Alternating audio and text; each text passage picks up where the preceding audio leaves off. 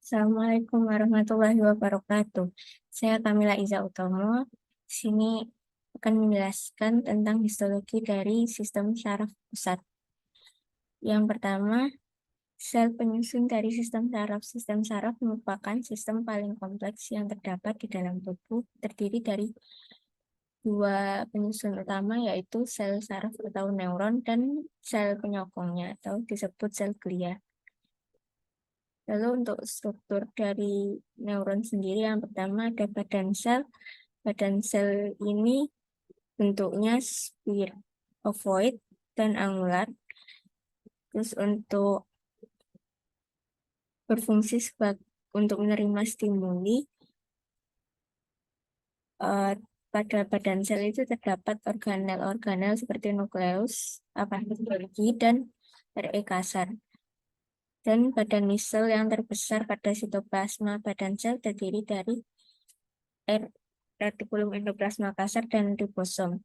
Yang kedua ada dendrit. Dendrit itu juluran pendek badan sel yang bentuknya bercabang dan menerima stimulus fungsinya. Di dendrit juga terdapat badan sel. Lalu yang selanjutnya ada akson. Akson itu adalah juluran sitoplasma panjang yang yang tidak terdapat badan sel dan untuk meneruskan impuls saraf ke sel-sel lain. Di akson ini terdapat sinap dan terbungkus oleh mielin. Lalu untuk tipe dari bentuk neuron itu ada yang multipolar, multipolar, bipolar, dan unipolar. Untuk multipolar itu dia aksonnya satu dan lebih dari satu dendrit. Dendritnya banyak. Lalu untuk yang bipolar itu terdapat satu akson dan di ganglion konselernya, ganglion vestibular, dan ada di retina dan mukosa olfaktori. Lalu untuk neuron unipolar itu atau biasa disebut pseudo unipolar, kelihatannya seperti hanya memiliki satu juluran dari badan sel yang kemudian bercabang menjadi dua bentuk huruf T. Lalu untuk tipe neuron berdasarkan fungsinya dan neuron sensorik itu menerima rangsangan internal maupun eksternal tubuh kemudian diantarkan ke sistem saraf pusat dan diproses. Lalu ada interneuron, fungsinya untuk menghubungkan dari afferent ke efferent dan mengatur sinyal neurotransmisi ke neuron. Yang terakhir, neuron motorik itu menghantarkan impuls dari sistem saraf pusat ke neuron-neuron lain, kayak di otot dan kelenjar-kelenjar di tubuh. Lalu untuk sinaps, yang pertama macamnya ada aksodendritik, itu sinaps antara akson dan dendrit. Kalau aksosomatik, sinaps antara akson dan badan sel. Aksonik, sinaps antara akson dengan akson. Lalu ini untuk gambaran histologi dari neuron. Terdapat ini dendrit, nukleus, dan ada aksonnya. Lalu di sini ada juga neuroglia. Di sini juga terdapat akson hilok. Lalu untuk di sistem saraf pusat sendiri, sistem saraf pusat itu terdapat lapisan-lapisan pembungkus. Yang pertama dari atas sendiri ada skin, terus periosteum, terus baru tulang. Di sini terdapat durameter. Dari durameter ada arachnodiameter, terus lalu ada piameter, baru ke otak. Nah, untuk yang pertama, di sistem saraf pusat ini ada dua. Yang pertama untuk sistem saraf pusat ada tiga. Yang pertama ada cerebrum, cerebellum, dan medulla spinalis.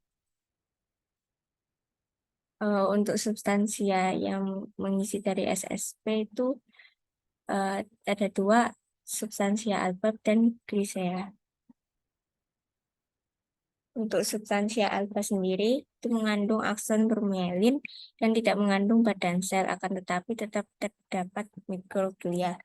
Dan substansia grisea, akson tidak bermielin, mengandung sejumlah besar badan neuron, dendritik, astrosit, dan mikroglia.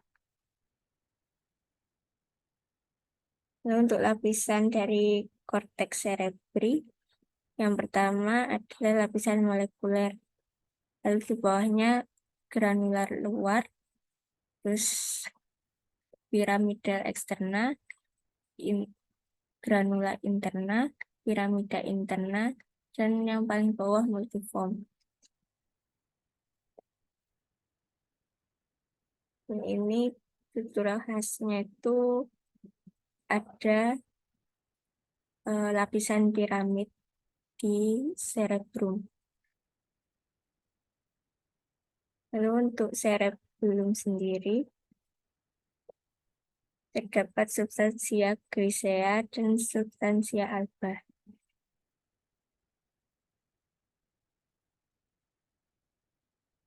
Untuk cerebellum, lapisan-lapisannya dimulai dari lapisan molekular, terus stratum Purkinje, lalu yang bagian bawah baru lapisan granular.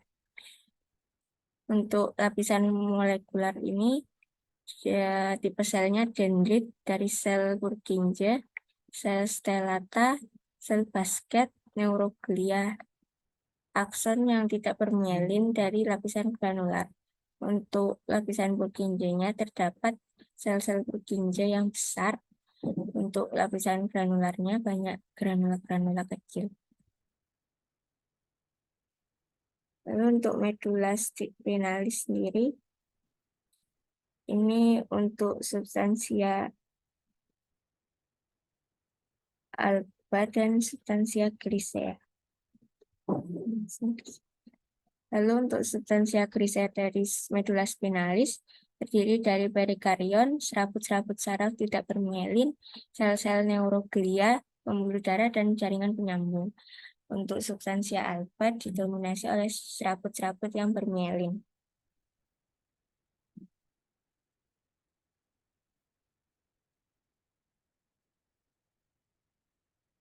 Untuk di medulla spinalis itu di tengah yang berbentuk H itu terdapat kanalis centralis yang terdiri dari perikarion, serabut tak bermielin, dan sel neuroglia.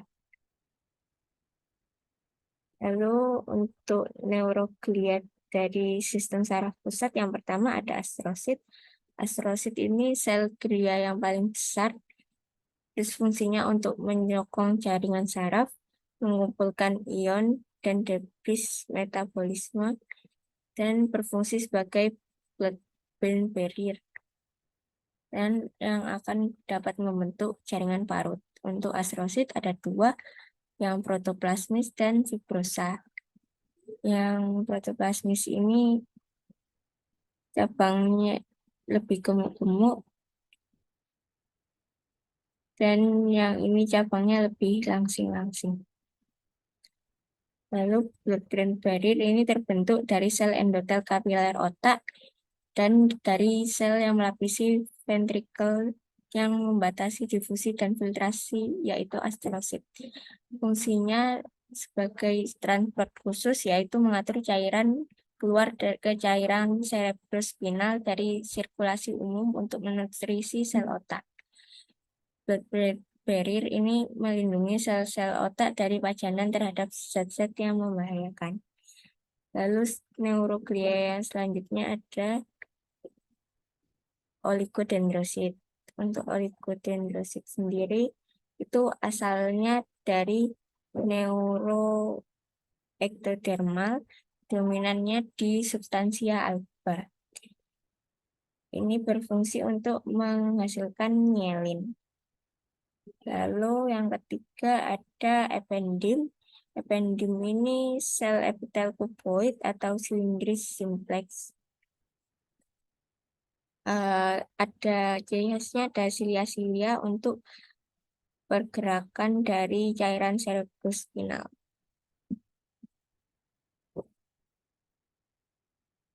Nah, terus yang fungsi dari ependim sendiri untuk proliferatif, membatasi rongga sistem saraf pusat, epitel dan plexus choroideus. Dan untuk mikroglia yang terakhir, itu ada mikroglia. Untuk mikroglia sendiri itu fungsinya untuk sekresi sitokin imunoregulatorik dan menjadi mekanisme utama pertahanan imun di sistem saraf pusat. Sekian dari saya. Wassalamualaikum warahmatullahi wabarakatuh.